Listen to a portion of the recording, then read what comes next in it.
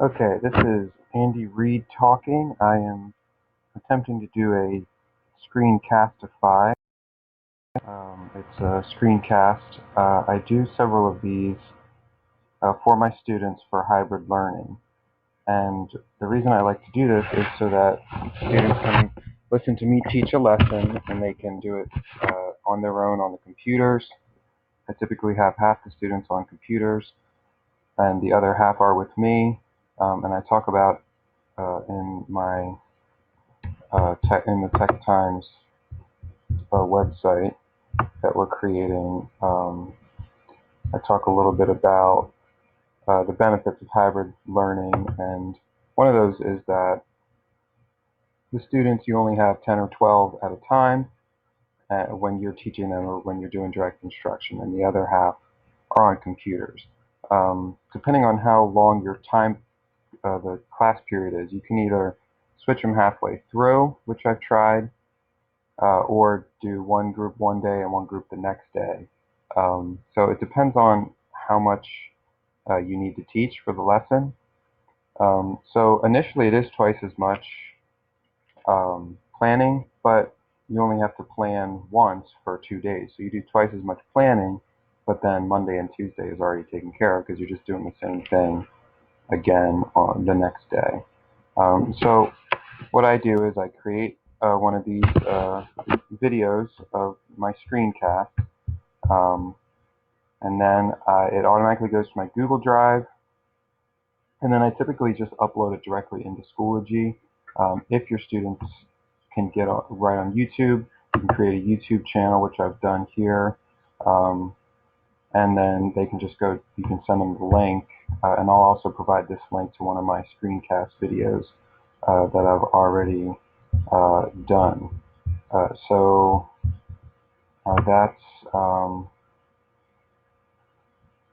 that's pretty much that. So this was problem set 5.1. This video was talking about systems of linear equations, and the students have on Big Ideas Math, they log in and they can do all the problems online.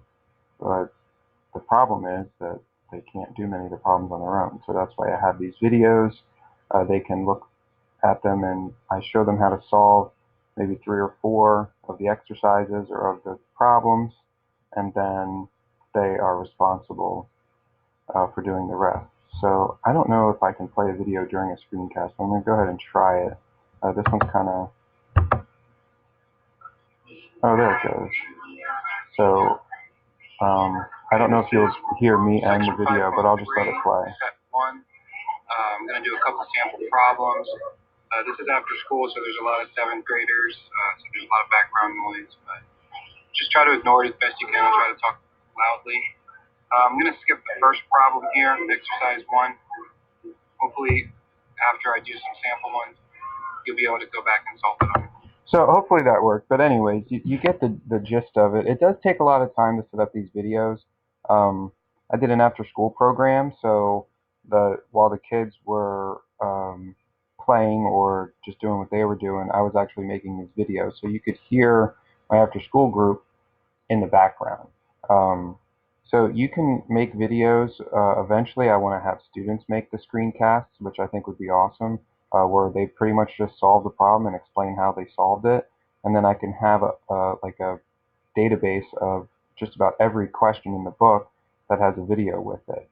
Um, so hopefully I can send a link to this YouTube video, and then this current screencast I'm making, I will also turn into a video. So just to summarize, hybrid learning, um, split them up into 2 classrooms. They log into Big Ideas Math, and they also can log into Schoology to access these videos. Some of the students that are independent, they don't really need the videos, so they just go in and do the problems on their own. And then other times they struggle, so then they can listen to the videos. You do need several things. You need internet connection. You need Schoology or Edmodo. You need headphones. You need computers. Um, if you have limited computers, you can do 3 stations instead of 2 stations, and you have one station do like fast facts or problem solving, where they're doing something that they can do on their own without a computer.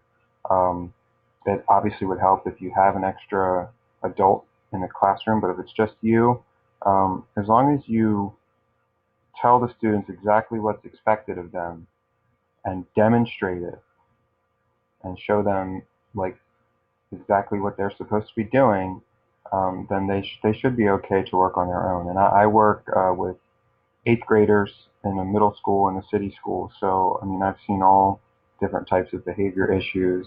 Um, so it's definitely a benefit. Um, I need to figure out how to include an audio recording. So I'm gonna go ahead and end this screencast, and I'm gonna start working on that so I can add that link as well. All right, I'll see you later.